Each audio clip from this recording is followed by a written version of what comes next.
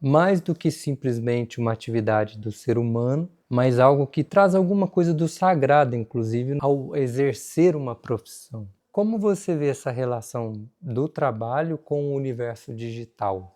Steiner tem algumas palestras que ele fala do karma da profissão, né? E aí eu conecto um pouco dessa expressão que você usou do sagrado, né? Então, o trabalho, no fundo, é uma forma do espírito humano se manifestar na realidade e construir ou executar ou fazer alguma coisa que não seja só para pagar suas contas, vamos dizer assim, né? Ele vai gerar a partir daquilo uma transformação com as pessoas que estão ao seu redor, na sociedade, né? Esse karma da profissão, ou melhor, esse ofício, né, que é uma outra palavra também bastante simbólica quando falamos de profissão, né? Esse ofício ele está ligado a uma questão da vocação da pessoa, né? Então, hoje toda a discussão é como é que fica isso no ambiente digital, né? Como é que fica isso com toda essa fala da inteligência artificial, né? Então, para mim, é claro que, independente da digitalização, do ambiente digital ou até da inteligência artificial, nós vamos estar sempre conectados com aquilo que é a nossa vocação, né? Com aquela profissão que eu escolhi, né? Que eu sinto que estou realizando alguma coisa para uma contribuição maior do que seja apenas pagar as contas no final do mês, né?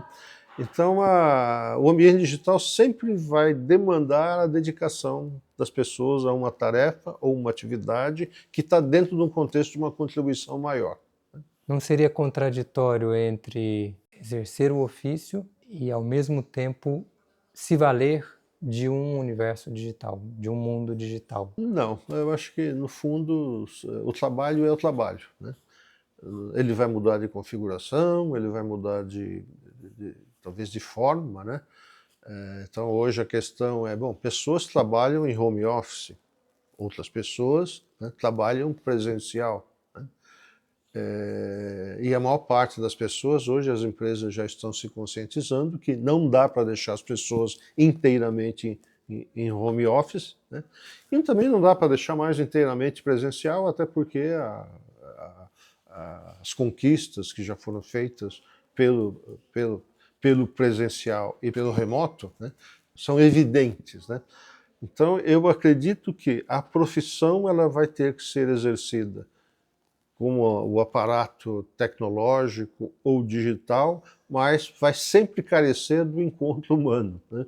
Vai ter sempre uma necessidade de um trabalho onde as pessoas possam não ficar só olhando na telinha, né? Que aquilo, inclusive, é uma coisa muito pasteurizada, né? Na minha experiência como consultoria, né, marca a reunião, você percebe que as pessoas se preparam para ficar enquadradas, né? Ora, no dia a dia não é assim, né? Você aprende, você conhece, você tem criatividade quando você faz uma interação. Então, é, é uma realidade que veio para ficar, né? Mais e mais nós vamos estar sendo tomados por essa questão da digitalização e dos ambientes tecnológicos. Mas o humano vai estar sempre por trás. Essa é a minha esperança, pelo menos.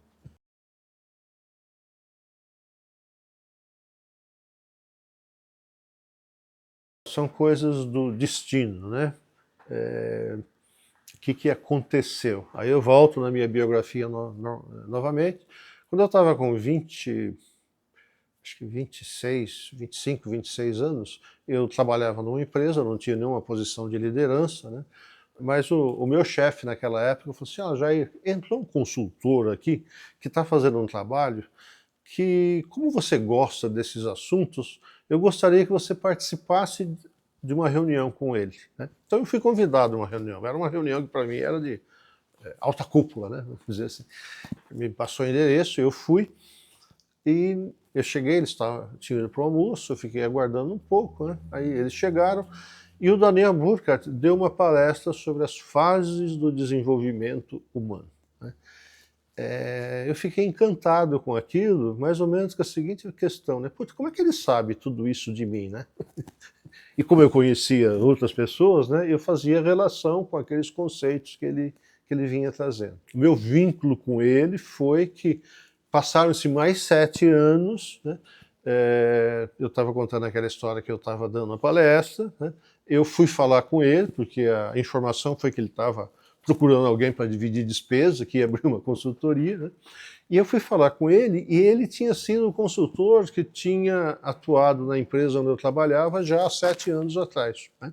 Então, bem mais de 7 anos. Então, aos 36 anos, no Nódulo Lunar, eu estava fazendo essa palestra, e aí quem é essa pessoa? Perguntei o nome, Daniel Burkhardt. Então eu fui falar com ele e nós nos tornamos sócios, né? Então o Daniel é uma pessoa saturnina, pesquisador, né? E eu sou um sanguíneo colérico, né? Então, quando começou a sociedade, nós conversávamos muito, né? E dessas conversas nasceram muitos impulsos aonde eu achava que nós precisávamos escrever, né? Ele teve uma questão de saúde, né? Ele se aposentou, foi para Florianópolis. Então nós trocávamos, naquela época era fax, né? Depois veio os e-mails. Então a gente ficava se provocando, entre aspas, trocando textos, né, a partir dos impulsos que a gente tinha conversado nessa dimensão do desenvolvimento de indivíduos, de grupos e de organizações, de consultoria. E aí começou a gerar, então, um referencial que deu a base para os livros que nós escrevemos em parceria, né? Então, a conexão com ele, né, o contato, é que me levou a aprofundar na antroposofia e dos outros livros que nós escrevemos. Esse foi eu assumo a direção da sua carreira, né, que nós usávamos nas nossas palestras e nos nossos eventos em consultoria, trabalhando com executivos, né? Então, o que a gente via na prática, a gente processava e produzia um texto que gerou esse conteúdo pela razão que eu estou aqui, né?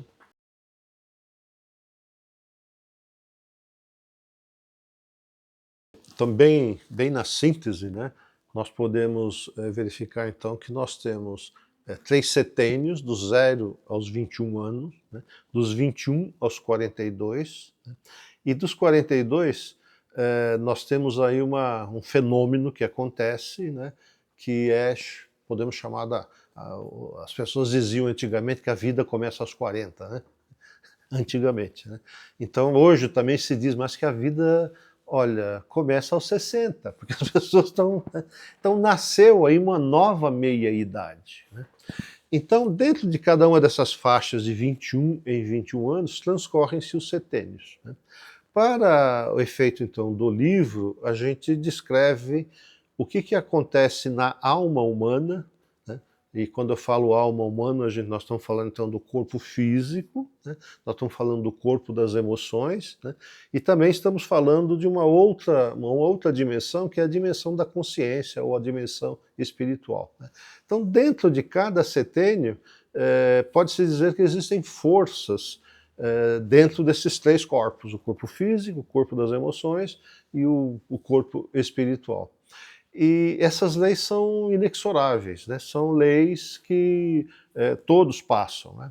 Então, pegar dos 21 aos 28 anos, os gregos denominam essa fase como a fase do centauro, né? Que é justamente aquela fase onde tem o auge do corpo físico, né? As emoções já estão sob controle, ou pelo menos já começam a ficar sob controle, né? E você tem uma consciência que já sumiu, né, os outros 2 corpos, vamos dizer assim, né? Isso vai até os 28, né? Dos 28 aos 35, o arquétipo que predomina já não é mais do centauro, né? Metade humano e metade não humano, vamos dizer assim, né? É a imagem do cavaleiro, né? O cavaleiro medieval. Então, aquela pessoa aquela imagem bem arquetípica do cavaleiro que está sobre o cavalo, né? Ele tem numa das mãos uma lança ou uma espada, e na outra ele tem o escudo, e esse escudo geralmente está do lado esquerdo, protegendo o coração, o sentimento. E a cabeça está dentro de um elmo, né? Então é a fase racional. Ora, isso tem consequências dentro de uma empresa, no contexto de carreira, né? Porque já não são as mesmas forças que atuam no setênio anterior, que atuavam no setênio anterior.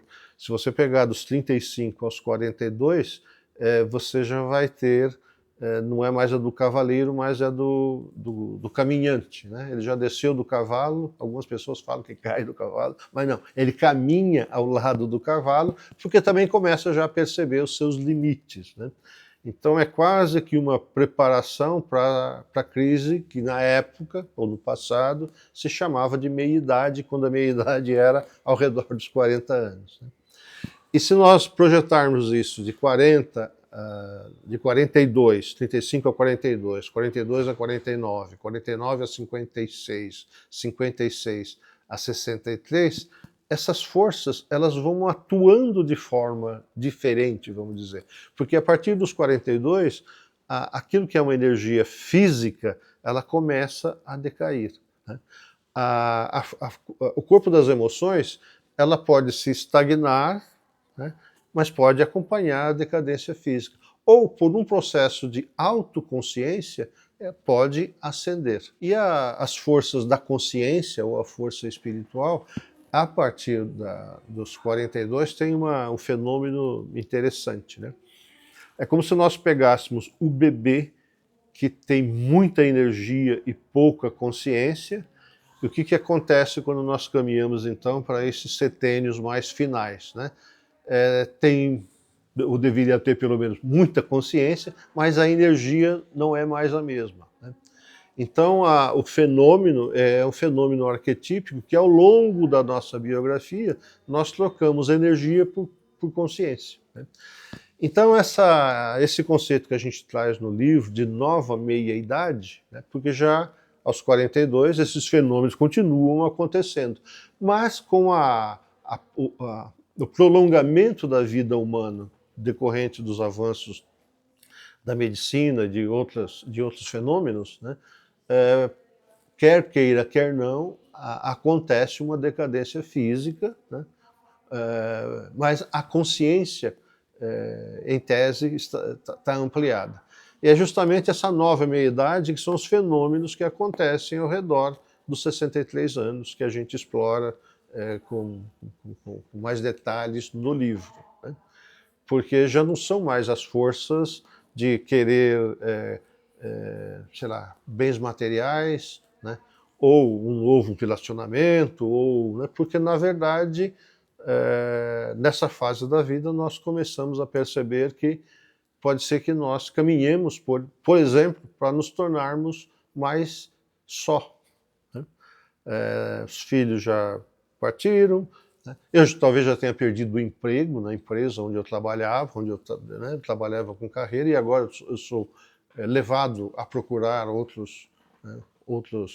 outra carreira, entre aspas, vamos dizer assim. E aí a gente traz também setênio por setênio o que acontece dos 63 ao 70, dos 70 ao 77 e dos 77 ao 84, né?